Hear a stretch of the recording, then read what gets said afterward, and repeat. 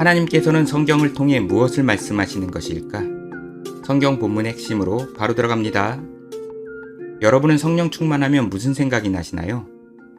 저는 눈물을 흘리며 감사와 헌신을 다짐했던 청소년 수련회나 부흥의 저녁 집회가 생각납니다.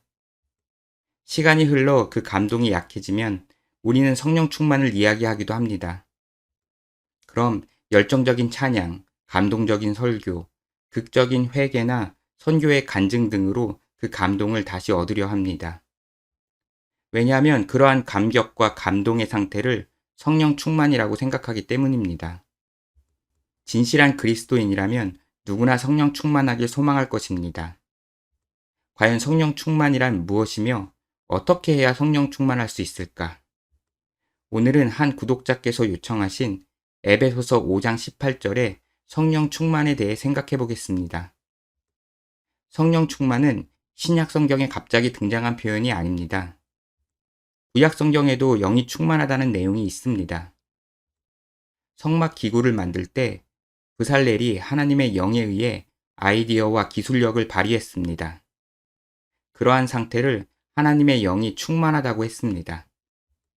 한편 모세의 지도력이 넘어갈 때 여호수아에게 영이 충만했습니다. 이처럼 절대성과 완전성이 필요한 경우 하나님께서 자기 영으로 사역자를 주장하셨는데 그런 상태를 영의 충만이라고 표현했습니다. 신약 성경에서 성령의 충만이라는 표현을 사용한 사람은 누가와 바울입니다. 누가는 누가복음과 사도행전에서 성령 충만을 여러 번 언급했습니다. 개역개정 성경에서 성령 충만으로 번역된 원문을 살펴보면 충만으로 번역된 헬라어는 두 종류입니다. 하나는 플레도이고 다른 하나는 플레로우입니다. 이 두 동사는 모두 충만하다는 뜻을 지니고 있습니다. 두 단어의 차이를 알아보기 위해 각 단어가 쓰인 용례를 살펴보겠습니다. 누가는 세례 요한이 어머니 태중에서부터 성령 충만하다고 했습니다. 그때 충만함을 받아로 번역된 동사가 플레도입니다. 세례 요한의 부모인 엘리사벳과 사가랴에게 성령이 임해 예언할 때도 플레도를 사용했습니다. 그리고 오순절 성령 강림 사건에도 플레도를 사용했습니다. 이후 베드로가 공회에서 진실을 선포할 때도 제자들이 하나님의 말씀을 전할 때도 같은 표현을 사용했습니다. 바울이 구브로에서 복음을 전할 때에도 사용되었습니다. 이 사건들의 공통점은 성령에 의해 예언하거나 하나님의 말씀을 전한 경우입니다. 이처럼 누가는 구약 성경의 용례처럼 특별한 사역을 위해 하나님의 영에 주도적인 영향을 받는 경우를 플레도로 기록했습니다. 이를 우리는 충만으로 번역했고요. 한편 바울과 바나바가 복음을 전하고 박해를 받았지만 기쁨과 성령이 충만했다는 기록이 있습니다. 여기서 충만하니라로 번역된 단어는 플레로우입니다. 그리고 사도행전 6장에서 7 집사를 선출할 때 성령 충만한지 확인했는데 그때 플레로우의 형용사인 플레레스를 사용했습니다.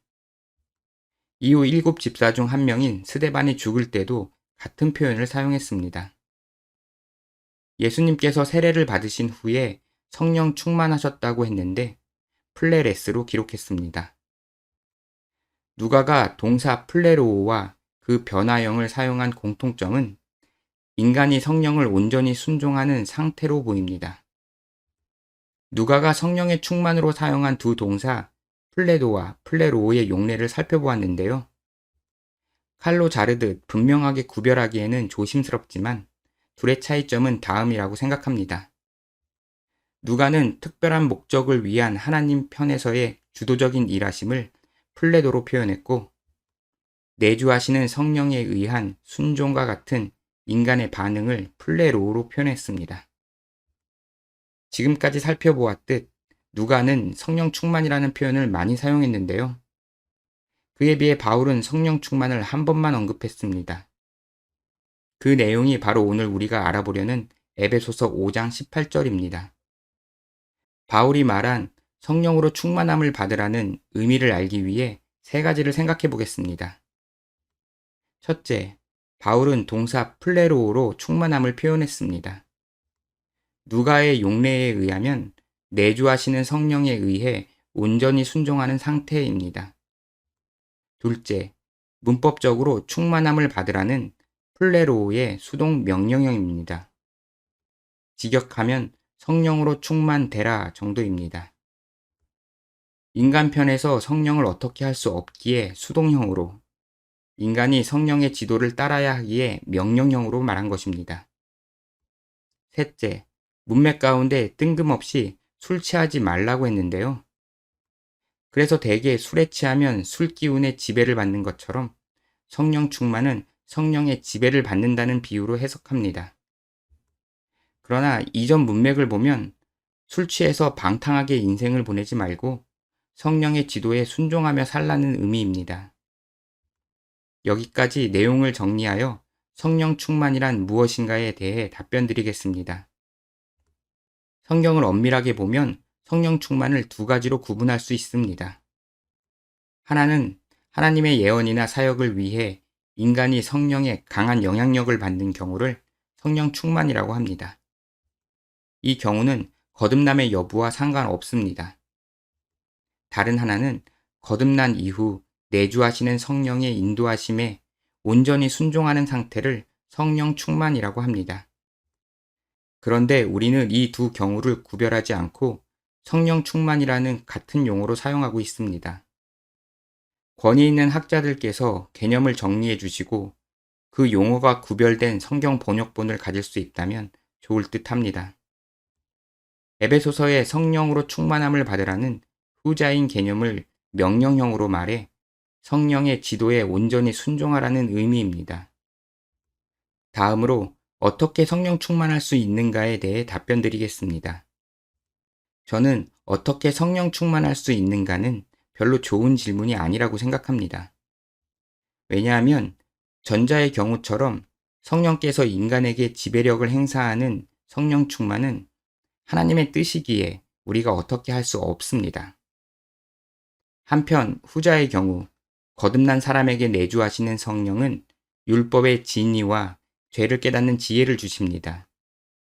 인간은 그에 순종하느냐, 적절히 타협하느냐, 외면하느냐 등 다양하게 반응합니다. 따라서 어떻게 성령 충만할 수 있느냐 하면 우리가 내주하시는 성령께 전적으로 순종하면 됩니다. 본문이 온전한 순종을 성령 충만이라고 말하니까요. 지금까지 하브의 바이블 코어였습니다. 시청해 주셔서 감사합니다.